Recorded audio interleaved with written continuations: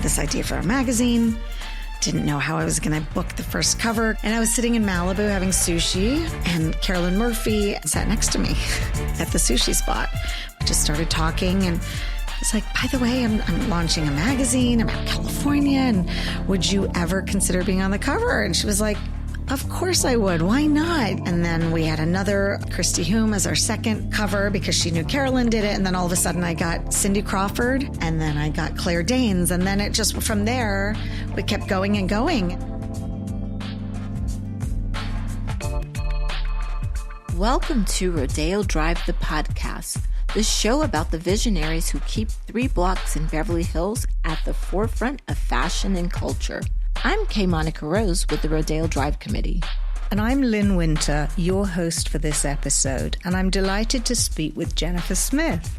Jennifer's the founder, editorial director, and CEO of C Publishing, which publishes C Magazine, a stunning journal of style and culture that's celebrating its 20th anniversary this year.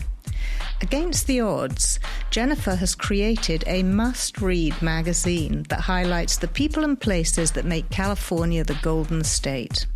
Then came the 2025 wildfires, upending her life and that of her sea community. Is the California dream still alive?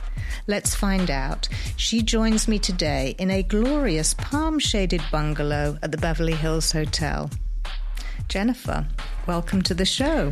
Thank you so much for having me. So much fun to be here. So this has been a long time in the works, and you, like so many others in LA, have been dealing with really tragic consequences of losing your Malibu home in the fires.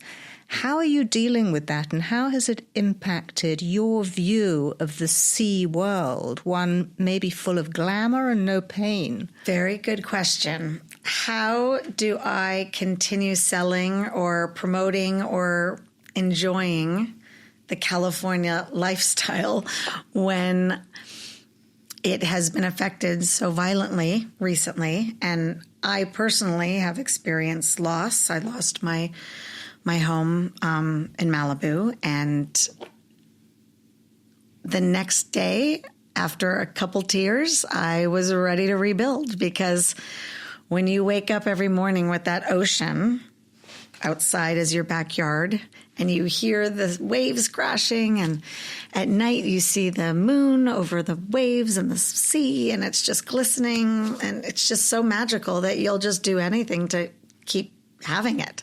So I think it definitely makes you just believe even more wholeheartedly in your love of the state. And when faced with the decision, do I rebuild, do I leave, do I move, and you choose again and again to come back and to make it your home, then you know that you're forever a California girl. What do you think it means for California, especially for LA? Do you think this kind of tragedy will shape California lifestyle and culture in any particular way? I think it will for sure shape the new building, the new architecture that will emerge from having to literally rebuild. I mean, no one wanted this to happen, but you have to try to find the silver linings in it. And if you can rebuild and you're able to rebuild, can you rebuild in a beautiful way that will only enhance this already spectacular place? And however unpredictable the extraordinary landscape of California was not what you grew up with, can you tell our listeners how C all started and what lured you to the Golden State? So I was born in Washington, D.C. My father worked in politics. We moved back when he left politics to their hometown of Detroit, Michigan. I did 10 years in the Midwest, and I loved it as a child, but knew that that was not going to be where I would build my life. I'd come to California a few times and just thought, this is the life. I mean, does it get any better than this? And my father had gotten into television and had bought some television stations, specifically one in Santa Barbara. And he would take the family out to Santa Barbara during the summers, and we would fall in love with the most beautiful place in the world and then go back to Detroit in the winters for school. And I thought, no, we got to fix this. So halfway through high school, my brother and I said to my parents, we're not going back. We're going to stay here.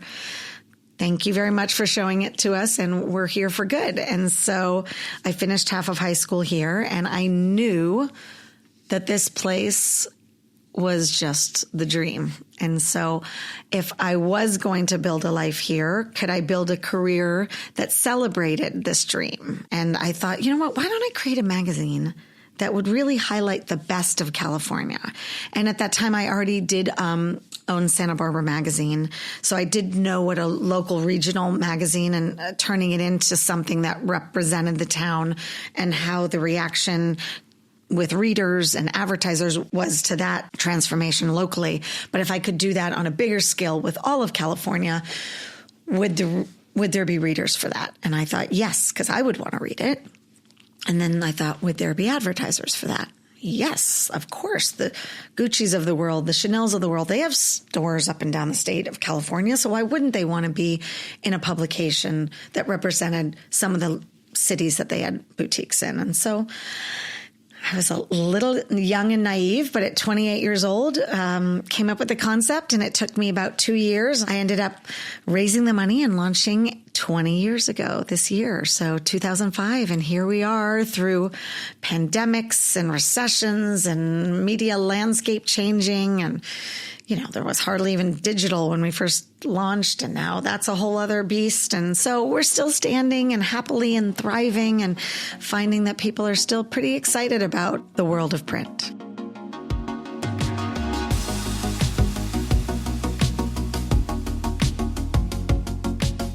And I read that you had said that you were changing California with C from a state to a state of mind. Yes. I'm just curious, in that state of mind, what are the things that the magazine covers?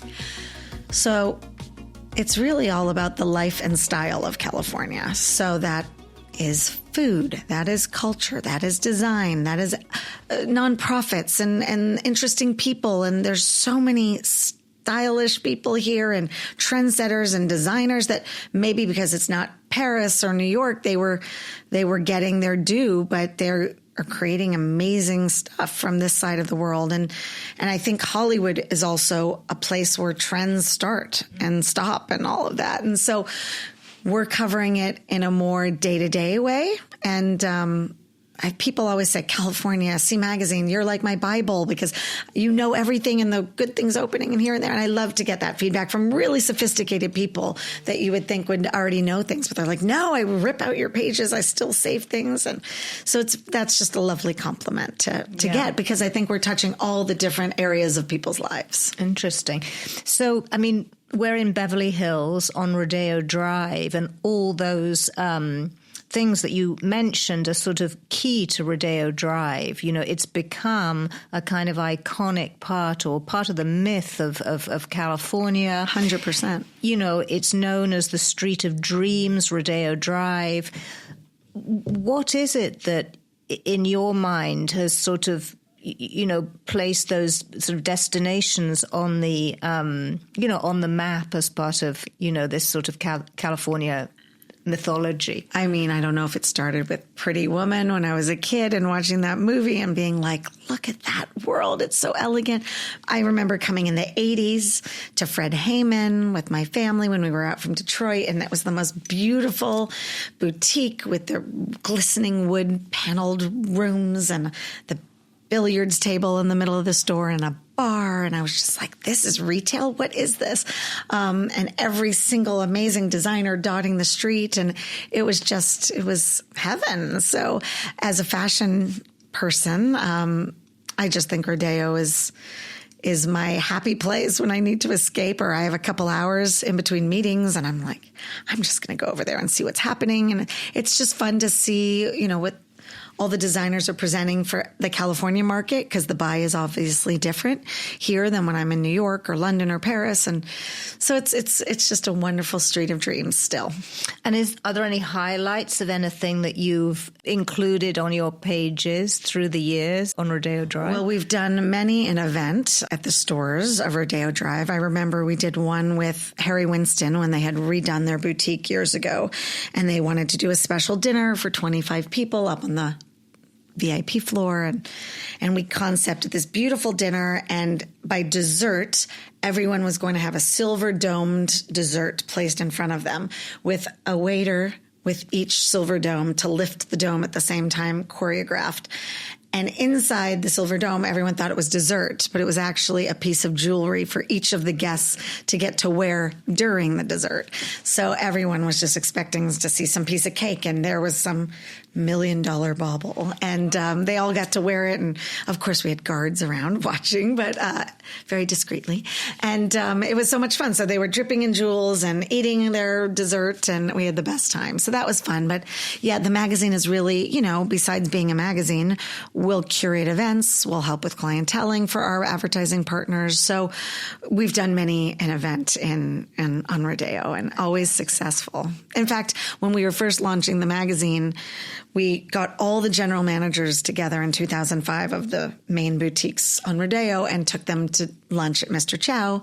And we did this special private room, and we were explaining what the magazine would be. And we had these famous cake maker make these gorgeous little mini tiered cakes for each of them that were all sea inspired in California. And I still think that was one of the big things that helped us get these advertisers in the beginning, where we went straight to the general managers and we're like, this is what we're going to be doing. Yeah. And I mean, you've had some amazing covers. Carolyn Murphy on the first one, and then I think your 10th anniversary was Kim Kardashian, right? Exactly. And I mean, I'm curious, how do you lock in the cover? And are there any great stories behind any of the cover shoots? We'll take the Carolyn Murphy one to start. I had this idea for a magazine. Didn't know how I was going to book the first cover. And I was sitting in Malibu having sushi, and Carolyn Murphy sat next to me at the sushi spot. We just started talking, and I was like, by the way, I'm launching a magazine about California, and would you ever consider being on the cover? And she was like, of course I would. Why not? And then we had another Christy Hume as our second cover because she knew Carolyn did it. And then all of a sudden I got Cindy Crawford, and then I got Claire Danes. And then it just, from there, we kept going and going. And we've had everyone from Charlize Theron to Julianne Moore to Halle Berry. I remember when we shot Halle Berry, she had said, you can shoot at my house in Malibu if you want. And I was like, perfect. That's amazing. Thank you for letting us. And it was a beautiful day at the beach in a very secluded beach area. And a couple days later, I'm flying to New York, and see some magazine about celebrities. I see our photo shoot in the trades. I was like, where was the paparazzi? We were on a private beach in Malibu. They were on a kayak shooting over our whole shoot. So it's crazy, the life of a celebrity, and you think you're safe and protected, and you're not.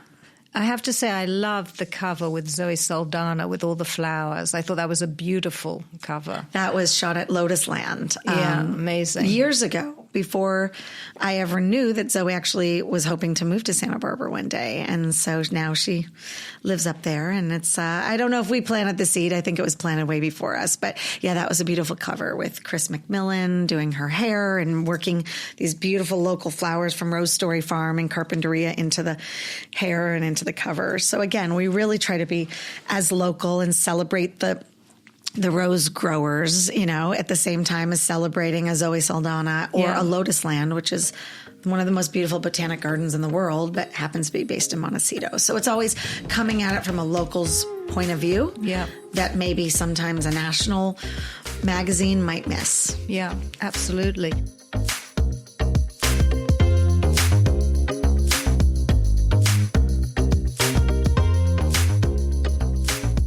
Going back a little bit to Rodeo Drive and the idea of fashion, fashion for sure in Los Angeles has really evolved. And I think it was in maybe the early 2000s, Diane von Furstenberg hosted the CFDA at her house, and I think there was an announcement about how Los Angeles is becoming a force to be reckoned with or something. And then there was Louis Vuitton, and then Eddie Slimane was in Los LA, Angeles, yeah. and Tom Ford and Hermes, and then you covered, I believe, the Dior collection in the desert, Dior Sauvage. Yes, that was so much fun. Safari, right? Yes, in the hills of Malibu, outside of Malibu. And it was so beautiful. And I remember I'm like, aha, this is sort of the first big brand starting to now do shows in California. I remember back when we first launched, people were like, okay, this is cute, but, fashion is New York and Paris and Milan. Never going to be LA. I was like, I beg to differ. I think there's some really great talents on the West Coast doing beautiful things with a different point of view and sensibility. But no, will they ever be the huge fashion mecca? Probably not for shows or things like that. But now all the big fashion brands are coming to us to show their collections. And, YSL on the beaches of Paradise Cove. I mean, that was amazing. And Dior Men's in Venice. And they're all coming here in some way, shape, or form and doing really fun at Chanel at Paramount Studios last year. So it's sort of fun to see now all the big European brands coming here to do big presentations because the celebrities are here, the, entertainment community that is wearing and putting it on the screen, or the celebrities wearing it off hours and being photographed. And this is where fashion trends are starting and, percolating from our streets, even if they maybe are designed elsewhere. We're the ones that are really showing it on a consistent basis. Yeah, I mean, I think Gucci's Hollywood Boulevard show that was amazing. Was completely amazing in really playing between Hollywood and the fashion world. It was on the Walk of Stars and all fabulous. That. Or Balenciaga in the middle of Beverly Hills. Yeah, well, it was so much fun because it was like making fun of a little of like what I would see at Erewhon with everyone in their Balenciaga, but it really looks like Uggs and, Juicy Couture, but it was Balenciaga's take. And it was like, I think they're making fun of us, but it's so on point. Yeah, absolutely.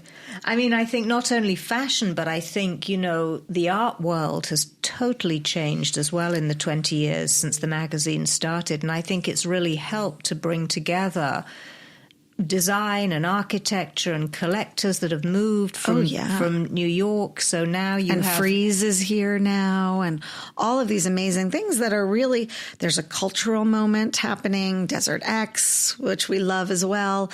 When culture and fashion are coming here, I'm just so happy because I'm like, I saw this. I knew that there was this was a place where it was all going to start to really percolate more from. And I think it's now finally coming together now more than ever.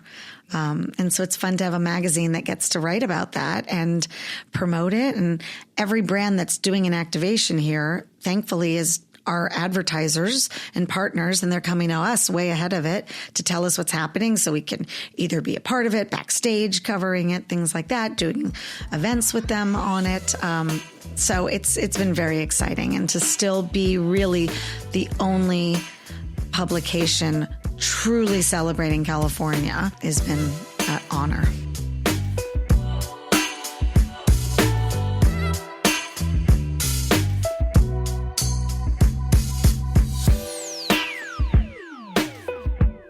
How do you think people see these days? Is it in these sort of fast bites on Instagram and social media, or is it the magazine? And do you think that print has a future? So it's so funny because, there's this whole push for digital. And maybe because I'm a little old school, I still believed in print. I still fell in love with print because I love the paper and I love ripping things out and putting it in a file, saving it. And maybe that's against the grain.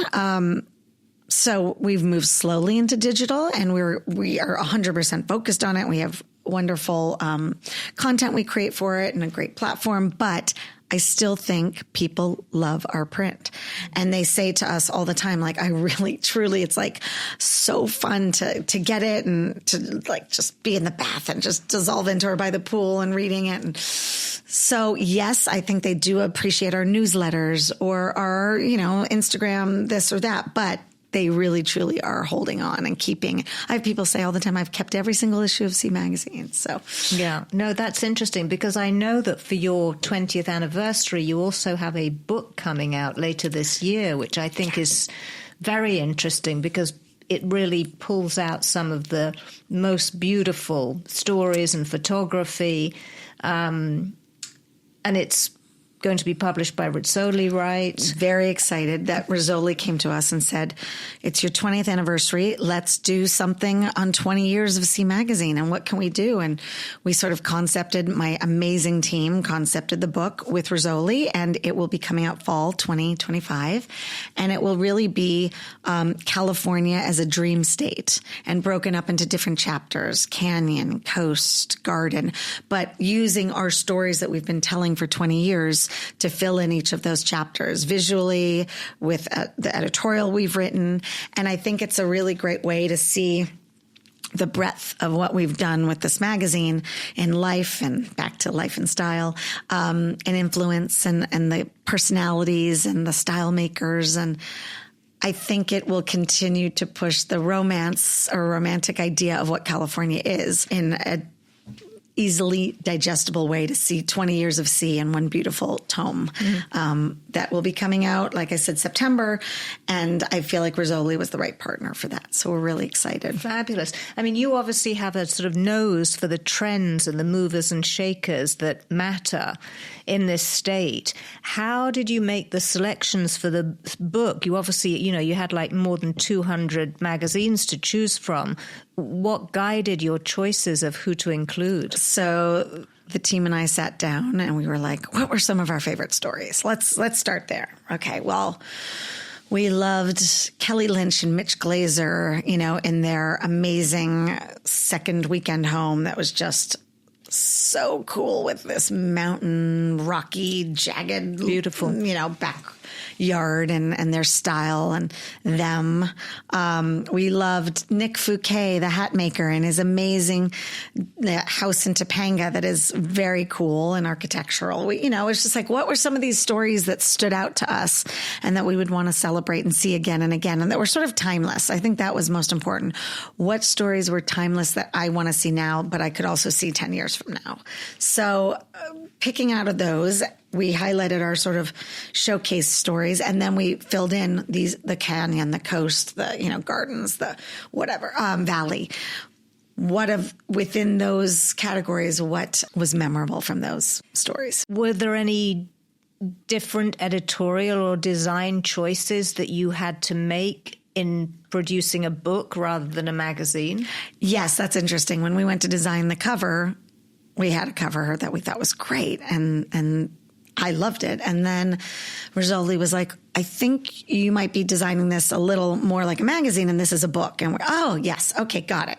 And as soon as we could click in, because we can design magazines with our eyes closed, we've done over 200 with this team. And so it was like, okay, yep, got it. Changing the concept, and we've come up with a really beautiful cover that's really fun. Would it have been a magazine cover? No, but it's perfect for the book. Fantastic. And so in the book, you've picked multiple Californias. As you said, you've got the beach, the desert, the mountains, the valley, and only really a couple of more urban settings. I think Balthazar Getty's villa, Dawn Ridge in Beverly Hills. Do you think that California is more about wilderness? I think urban cities, San Francisco, Los Angeles, they're amazing. That's where so much culture and food and all of the things happening are. But I think we also love to get out into the wilderness. So, I personally live between Malibu and Santa Barbara, and I need that drive between Los Angeles and Santa Barbara to just totally rebalance me. When I hit in Ventura, between Ventura and Santa Barbara, that 101 stretch with just ocean and mountain, it's like, that's where I'm here.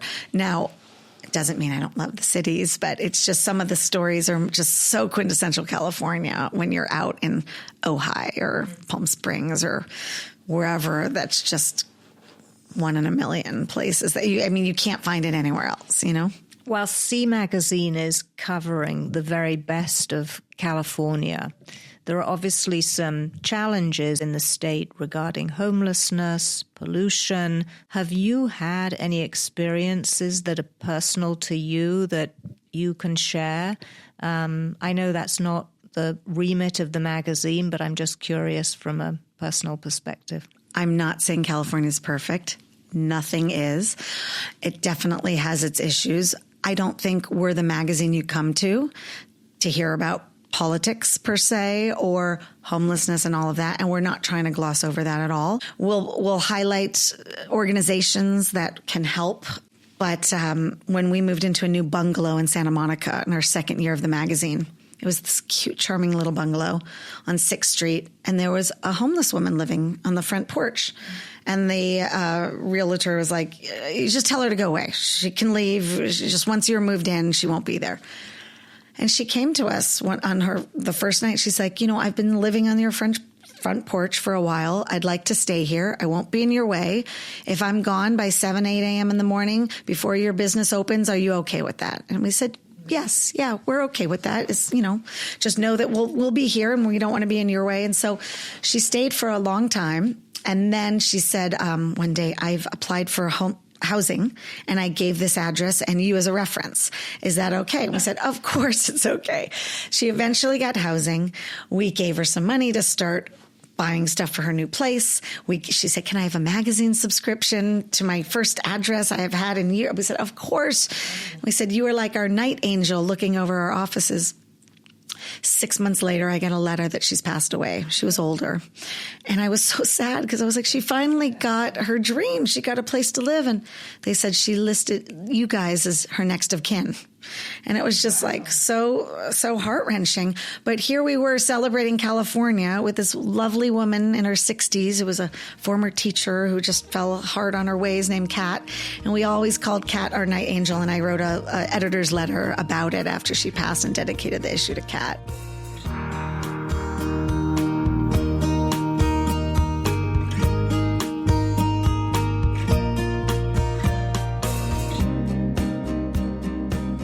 And so today, C has a team in California and in LA specifically. Do you have a plan for the next 20 years?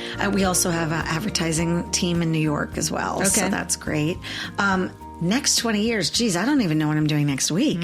But no, I want to do more of the same. I mean, it's such a special state to keep celebrating. And there's always new people moving and interesting stories to tell and new restaurants coming and new exhibitions opening. So it just fuels us to keep going and going. I think, more in the digital space, but still honoring the print world, more in the almost being an agency for some of our brands, creating content for these national brands that want the California lens, and they can get that through us.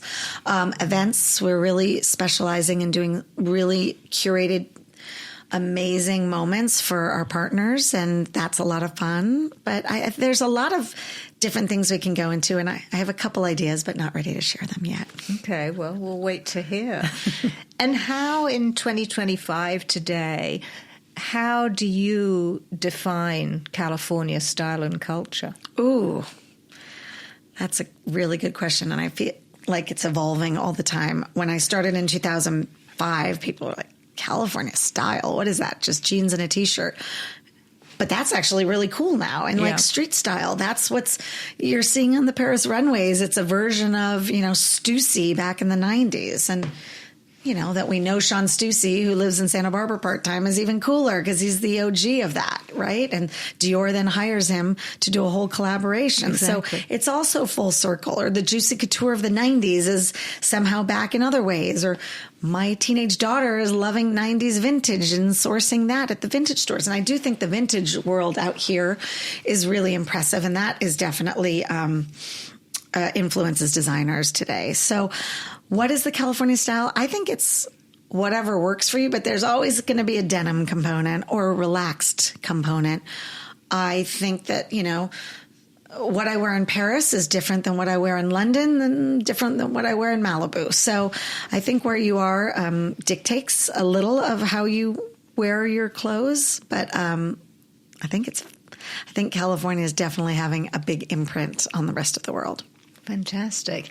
So Tony Duquette, whose Dawnridge residence in Beverly Hills is featured in the book, went through 4 fires, according to an essay, and many other artists and creatives have lost their studios and whole bodies of work in one or more of these fires. What is it, in your opinion, that continues to lure people to California and has people sort of remaining and starting over when they lose everything? So we just went through the wildfires, and we were in the middle of planning our spring issue, and we were like, how can we do a fashion issue when we've just lost everything? So we'd already shot our Renee Zellweger cover before the fires, and it was sort of an homage to Marilyn Monroe and classic Hollywood. So we thought, all right, let's go with an I Love Los Angeles themed issue instead. And let's not do our fashion story. Let's highlight 10, 12 amazing artists that have lost everything, and what they did get to keep. Maybe one saved one piece of pottery, one lost everything. Are they going to rebuild? Let's talk to them. And we shot them like within 2 weeks, I think, of the fires, maybe 3. And they all were there, resilient, open to rebuilding, not victims. We're going to keep doing it, and we're going to keep doing it here. I think California is a place of ultimate inspiration wherever you look. So as an artist, if you can be inspired by the light or by, the topography, like you want to be surrounded still by that. So you're not going to move to another state and lose that. There's a looseness here. There's a freedom here. There aren't rules that you have to necessarily live by here. So I think that draws artists to this area. And then once you live here, there's no going back. Fantastic. Well, that's a very perfect, hopeful, very Californian note on which to end this last episode of this season. It's a love letter to LA, like my magazine. Issue. Yes, exactly. Actually, the magazine was started as a love letter to California, so I'm glad that you picked up on it. I'm forever endlessly in love with it. The team is, and I hope that shows through the pages. So thank you for having me and letting me talk about my love of California, and it was a pleasure. Thank you. Well, it's been a real pleasure, and I can't wait to read the book. Congratulations. Happy 20th. Thank you. And here's to the next. Yes. Rodeo Drive the Podcast is presented by the Rodeo Drive Committee with the support of the Heyman family, 2 Rodeo Drive, Beverly Wilshire Four Seasons Hotel, and the Beverly Hills Conference and Visitors Bureau. This episode was hosted by Lyn Winter. I'm Kay Monica Rose with the Rodeo Drive Committee. Join us on Instagram at Rodeo Drive.